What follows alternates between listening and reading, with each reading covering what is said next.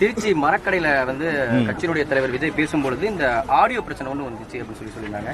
அது உண்மையாலுமே அந்த சரியான திட்டமிடல் இல்லைங்களா, இல்ல இன்னொரு கருத்து என்ன சொல்றாங்க அப்படின்னா, வேண்டுமென்றே எதிர்கட்சிகள் வந்து கட்டிங் பிளேட கொண்டு அந்த போற கேபிளை கட் பண்ணி விட்டு இருந்தாங்கன்னு சொல்லி கட்சியினுடைய சார்பில் அந்த தகவல் சொல்லப்பட்டிருந்தது.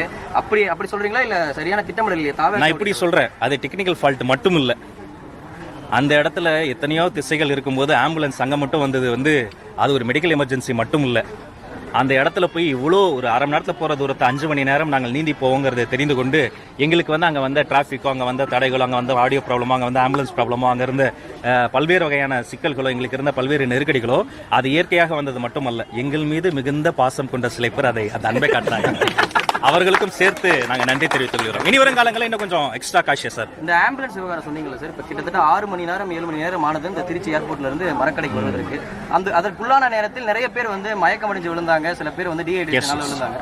ஸோ அந்த மாதிரியான நேரத்தில் அவசர உதவி ஆம்புலன்ஸ் சேவை வருவது கூட்டத்தில் வருவதாக இருந்தாலும் அது கட்டாயம். நீங்களும் நானும் அங்கே தானே இருந்தோம். மயங்கிய சில நொடி பொழுதுகள்லேயே அங்கே நூற்றுக்கணக்கான மருத்துவர்கள் இருந்தாங்க. நம்ம மருத்துவமனை வந்து அதில் பேர் போனது. எப்படி மாநாடு, எப்படி கூட்டம் நடத்த வேண்டும் என்பதற்கு, இப்படி தான் நடத்த வேண்டும் என்பதற்கு எடுத்துக்காட்டி தாவேக்க தான். டிக்கெட்டும் திசையட்டும் மருத்துவ அவசர ஊர்த்திகள் நாங்களே வச்சிருந்தோம், மருத்துவ உதவியாளர்கள் வச்சிருந்தோம், மருத்துவர்கள் இருந்தாங்க.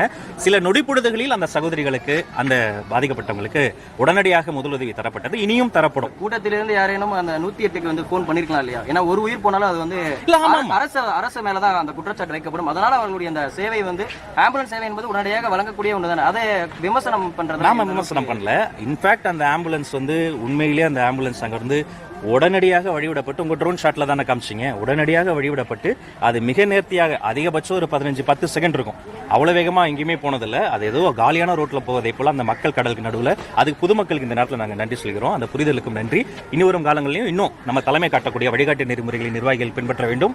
பொதுமக்களும் அவங்களுடைய அன்பு எங்களுக்கு புரியுது. இன்னும் வேகமாக தலைவர்கள் செல்வதற்கு அவர்கள் வந்து அந்த அன்போடு அனுமதிக்க வேண்டுங்கிறதை கேட்டுக்கொள்கிறோம். தந்தை பெரியார் வாழ்க, அவர்களின் புகழ் ஓங்குக. அனைவருக்கும் நன்றி.